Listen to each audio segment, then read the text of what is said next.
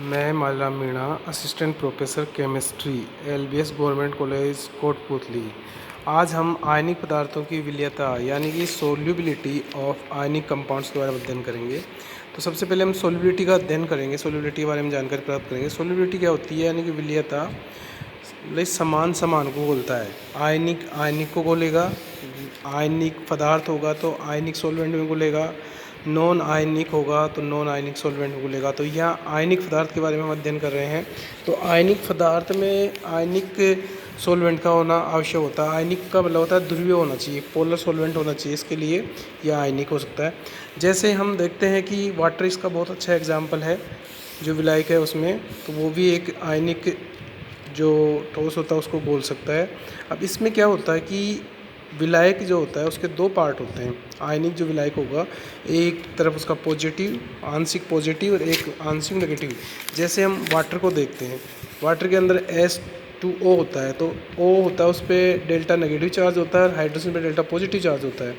तो जो इसका जो सॉलिड होता है, कोई भी आयनिक कंपाउंड, उसको जैसे फॉर एग्जांपल M+X- होता है, कोई भी ठोस है, तो इसको जब विलायक में घोला जाएगा तो M+ वाला पार्ट तो इसके नेगेटिव पार्ट, विलायक के नेगेटिव पार्ट से टच होगा, यानी कि जैसे जल लें तो ऑक्सीजन के माइनस से, और जो नेगेटिव पार्ट इसका X- है, ये विलायक के पॉजिटिव पार्ट यानी कि जैसे हाइड्रोजन है उसमें, उससे करेगा। तो इस प्रकार हम देखते हैं कि द्रव में किसी ठोस के घुलने पर उसके कण क्रिस्टल जालक को छोड़कर द्रव के अणुओं में के बीच में वितरित हो जाते हैं। आयनिक पदार्थ ठोस होते हैं जिनमें प्रत्येक आयन बहुत से विपरीत आवेशित आयनों से प्रबल बंधों द्वारा आकर्षित रहता है। तो ये पदार्थ किसी भी विलय में तभी विलय हो सकते हैं जब उनके आयन इन प्रबल बंधों को तोड़कर विलायक अणुओं के साथ में जुड़कर विलायक संकुल का निर्माण कर सकते हैं। जैसे हमने यह दर्शाया गया एक समीकरण है यहाँ, M+X- सॉलिड प्लस विलायक। M+ विलायक के साथ जुड़ गया, +X- विलायक के साथ जुड़ गया।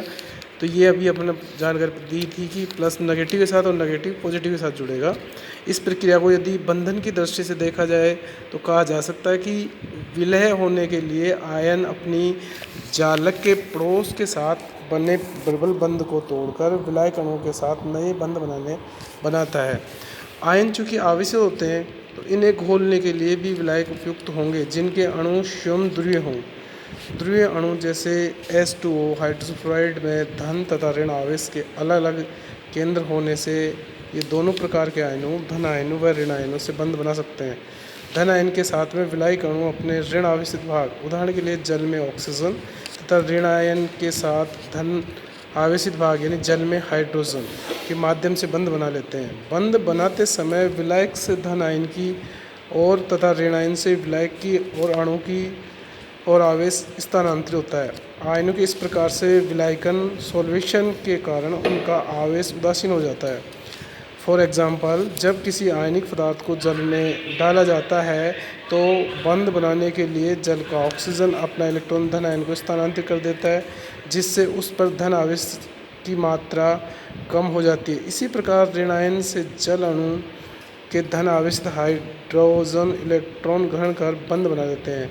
आवेश कम हो जाने से जालक में अंतर आयनिक बल इतने दुर्बल पड़ जाते हैं कि अपनी गतिज ऊर्जा के कारण आयन अपनी जालक को छोड़कर विलायक अणु के मध्य चले जाते हैं।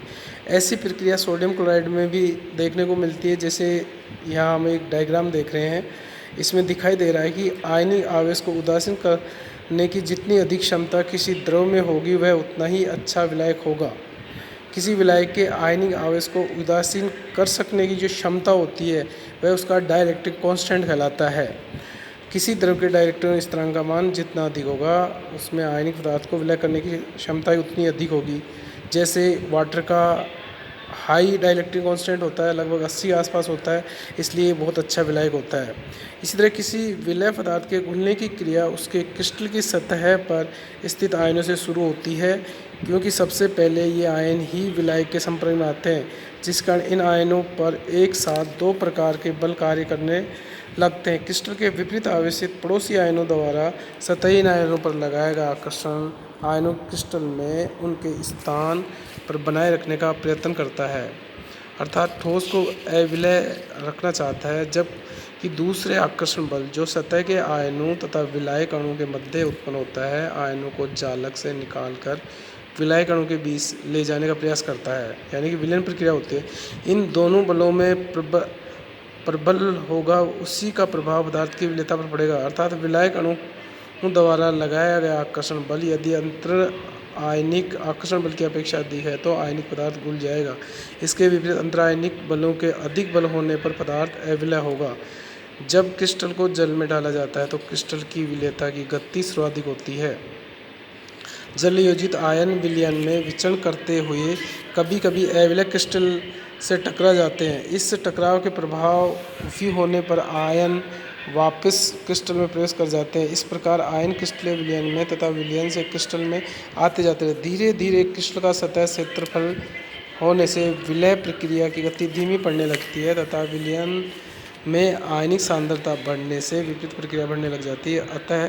अंततः एक ऐसी स्थिति आ जाती है जब क्रिस्टल की विलेयता तथा विलयन से विलय का क्रिस्टल में जमाव बराबर हो जाता है। ऐसी अवस्था में विलय की और अधिक मात्रा को नहीं घोला जा सकता तथा विलयन संतृप्त विलयन हो जाता है।